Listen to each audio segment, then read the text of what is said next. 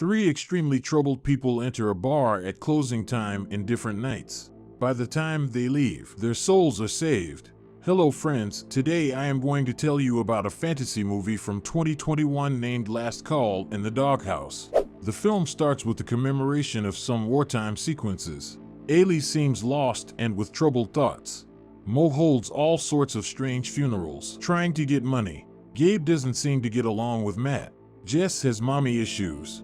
Everybody's life hides problems, though it doesn't show on the outside. Mo works as a bartender at the Doghouse Bar, which is owned by Jess. Dog, Jess's father, is fascinated by what he reads in a special book. Matt invites Ailey for a drink, offering to brighten his day.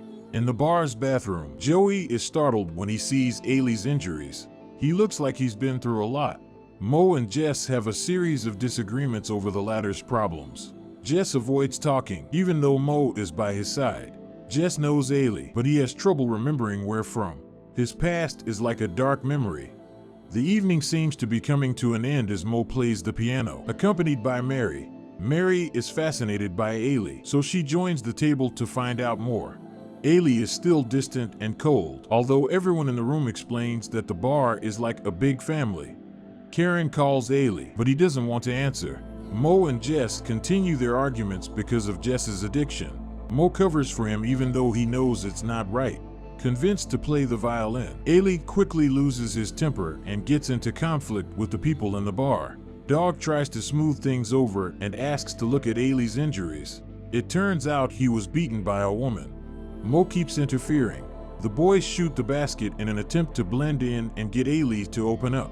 Slowly, he begins to tell his story. But how did Mo, Jess, and Dog manage to convince him? Ailey was in Afghanistan in 2014 and is still grieving the loss of his comrades. He never really recovered from that trauma. Jess insists he can control his heroin use. Mo insists Jess has to make things right. 3 years ago, Gabe, who was in the Navy, and Matt met in the same bar after not seeing each other for 15 years. At the time, Gabe wasn't disabled. The two spend the night together. After a while, Gabe and Matt decide to get married. The entire Doghouse Bar family is present at the event.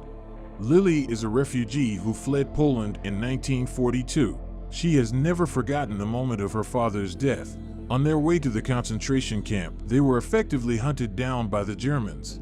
She was rescued by a group of partisans fighting against the regime. Although she is very old, she remembers everything perfectly, as if it was yesterday. She lives with the impression that Mo looks perfectly like her father. Mo, Jess, Gabe, and Matt go mountain climbing. Matt fails to support Gabe, who decides to cut his rope and falls from a great height, fracturing his spine. Dog summons Matt to a talk, while the other family members care for Gabe.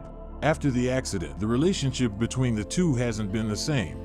After 6 months, Lily and Ailey meet in front of the bar, which has been closed in the meantime. Gabe is there too. Ailey seems to have got his life in order, which cannot be said of Gabe. Lily notices her father's necklace around Ailey's neck. Matt appears and tries to make things right with Gabe.